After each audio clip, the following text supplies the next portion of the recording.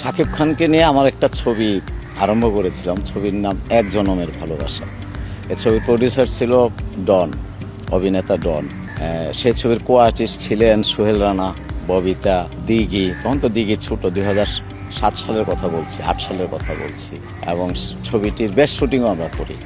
এবং নবাগত একটা নায়িকা ছিল ডোনা। এবং বেস্ট শুটিং হওয়ার পরে ডনের সঙ্গে শাকিব খানের কোনো একটা গ্যাপ মনে হয় তৈরি হয়েছিল, যে শাকিব খানরা আমি চেঞ্জ করতে চাই, ছবিতে রাখতে চাই। তো আমি ডনকে বলছিলাম, কেন, অনেক তো শুটিং করলাম, আমরা একটা গানও শুটিং করেছি এবং ইনডোরে কিছু কাজ করেছি, আউটডোরও করেছি।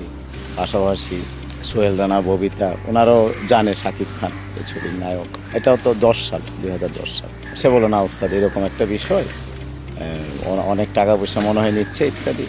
পরে আমি ডনকে বললাম, তাহলে ছবিটা মনে হয় আমি করতে পারবো না। এইভাবে ছবিটার কাজ বন্ধ হয়ে থাকে। না, এই জায়গাটা আসলে ডনের জন্য যে গল্পটা তৈরি করা হয়েছিল, আনন্দ অশ্রুর ছবির একটা গান আছে সালমান শাহ শাবনুরের, এক জনমের ভালোবাসা, ওই লাইনটা আছে গানের অন্তরে, এবং ওই লাইনটা দিয়ে ছবির নাম আমরা করেছিলাম। গল্পটাও ছিল খুব টাচি, প্রেমের। এটা পরিচালক হিসেবে একটা কষ্ট তো বয়ে চলতেই হয়, যে ছবিটা শেষ হলো না, অসমাপ্ত রইল। তাছাড়া শাকিব খান ছিল নায়ক, শাকিব খানের সঙ্গে একটা কাজ শুরু হয়েও সেটি অসমাপ্ত রইল। এটা তো অবশ্যই পরিচালক হিসাবে একটা ব্যথার।